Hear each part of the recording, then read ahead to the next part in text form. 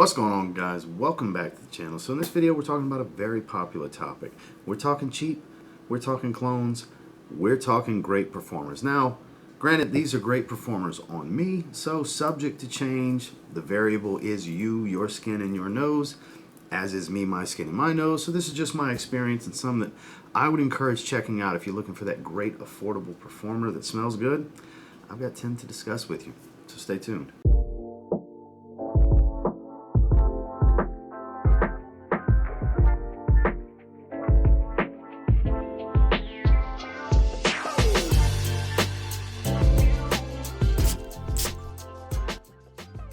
So this is an interpretation of Arabian's Tonka from Montal. Very, very popular fragrance. It's basically sugary oud. This is from Paris Corner in their Pendora scents line. This is called Noir. And this is an absolute monster on my skin. A little fruity, a little bit of an earthy tone, but it's mostly this sugary, sweet, vanillic oud smell. It's literally like a sugarcane note or something like that, or brown sugar, one of those. I forgot exactly what, but it's very sugary. So you got like sweet. Man, it's a delicious smelling fragrance, and you have to like sweet is the main thing. But the caveat to that is not only do you have to like sweet, it's really, really, really strong. So you gotta like sweet. I gotta stress that enough. So people that don't like sweet fragrances, avoid, because this is potent. This lasts all day long. I don't go nose blind to this one easily. It takes a little bit of time. I do eventually because it's so immensely powerful. And it is, you know, not full of naturals. There's some synthetics here. So my nose does kind of wear out, but straight up beast mode monster of a fragrance that you can get in that $40-ish range from Paris Corner. This is some really good stuff. If you like sweet, you want a not so typical oud fragrance, and you want power for the money, here you go. This is one I highly recommend. This is from Paris Corner in their Pendora scents line. This is called Noir.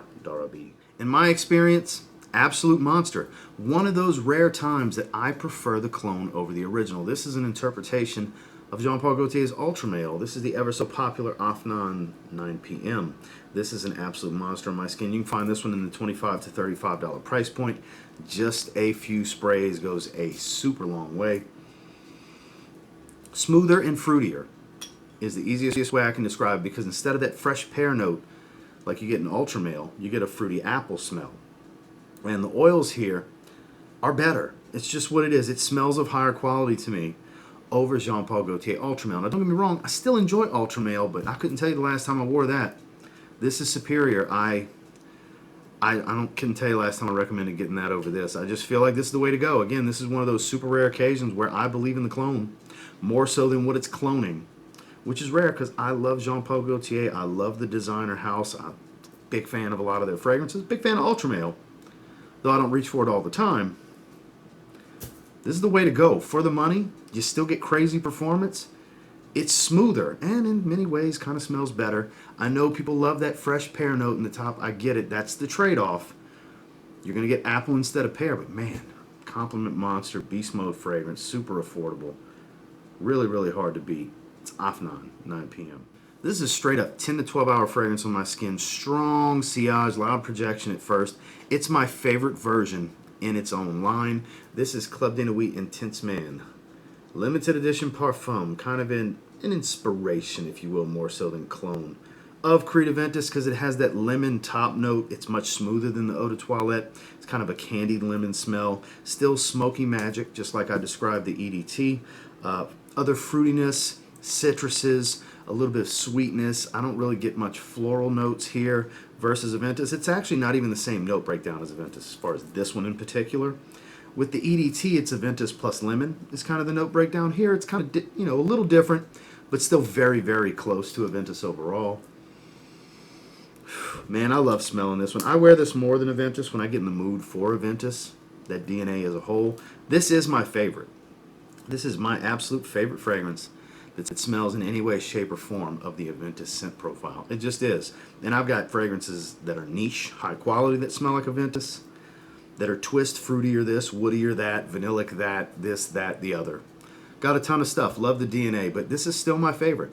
This is still the one I like to recommend to you guys. And though on the higher side of what I'd consider cheap, this is more in that $50 to $60 range, kind of right above what I consider in the cheap price point. Technically the most expensive fragrance in this video. but probably one of the most worth it fragrances in this video, at least in my opinion. Great performer, smells great, performs great. Armaf's Club de Nuit Intense Man, limited edition, Parfum. We've been talking about this one in the live chats recently, so it made me go back to it. I've been doing some random test sprays, if you will, just spraying it on my hand and sniffing and enjoying.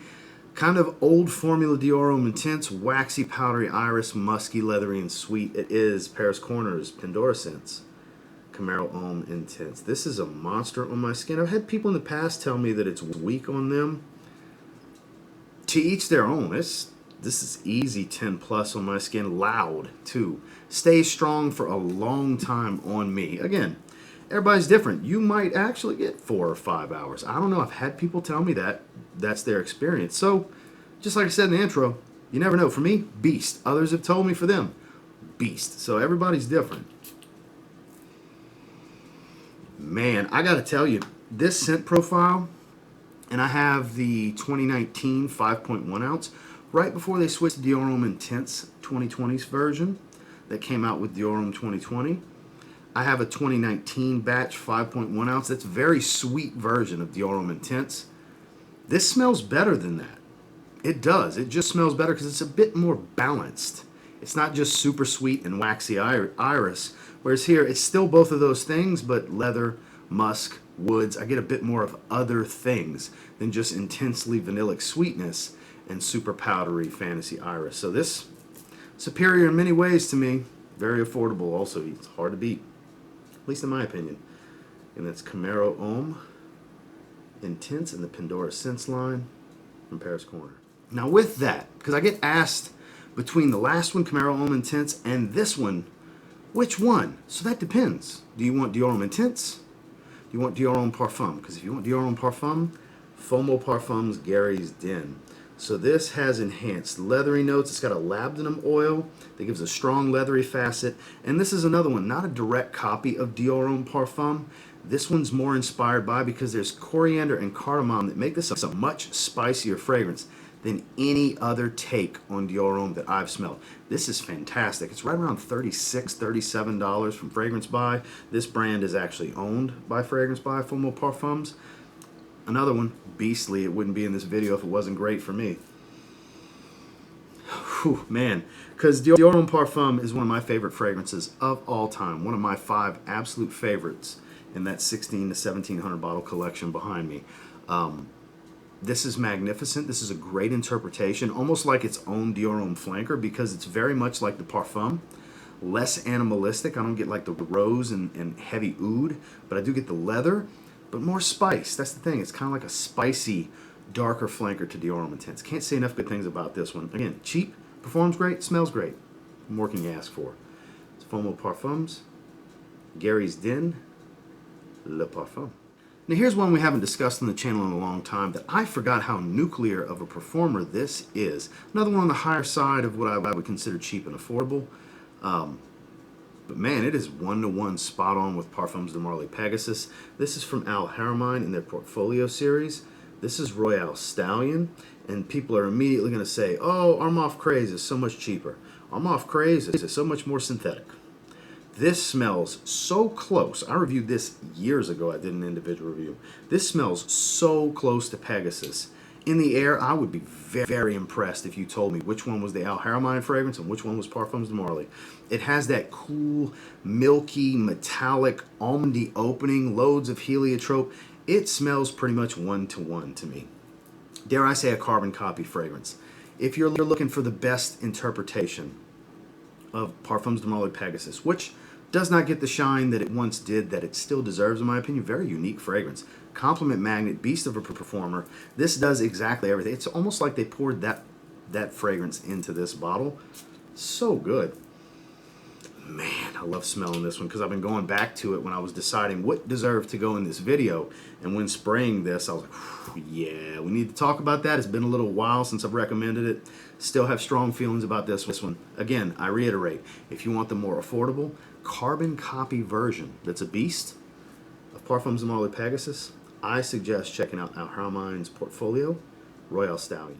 Fruity, oud, patchouli, rose, a little on the smoky side, Crazy powerful. Another one from Paris Corner. They use some really good ingredients in this line. This is interpretations of Louis Vuitton fragrances.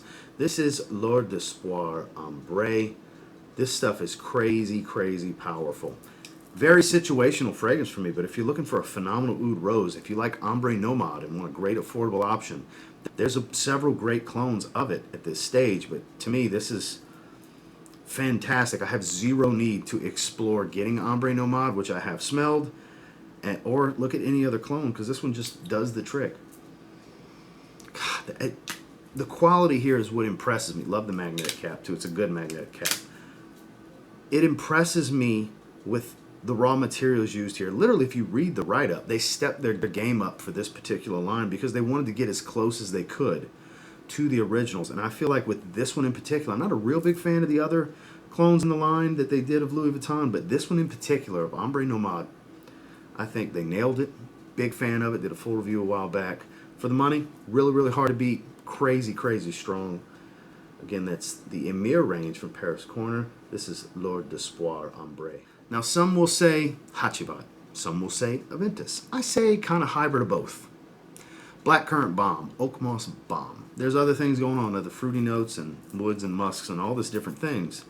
But earthy green, spicy, a little smoky, tart and fruity. It's Afnan Supremacy, not only intense.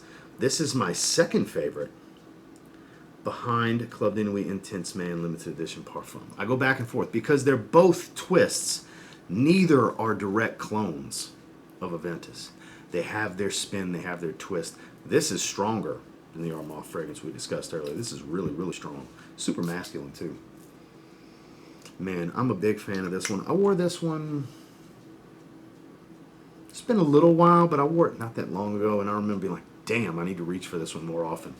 Shame on me, because I just have so many fragrances. I'm always getting new fragrances, but stuff like this is worth revisiting. It's worth having in your rotation on a regular basis, if you like the scent profile, of course, because it checks all the boxes for somebody looking to get a great fragrance on a budget, because it smells incredible. It's super masculine. It's kind of unique because it doesn't smell directly like one specific fragrance of the DNA. It kind of smells like a few different ones mixed together, and it's crazy strong fragrance. A lot of people are looking for that level of performance, so I would definitely recommend checking out Afnan Supremacy, not only intense. Now this is just a fun fragrance, definitely on the feminine side.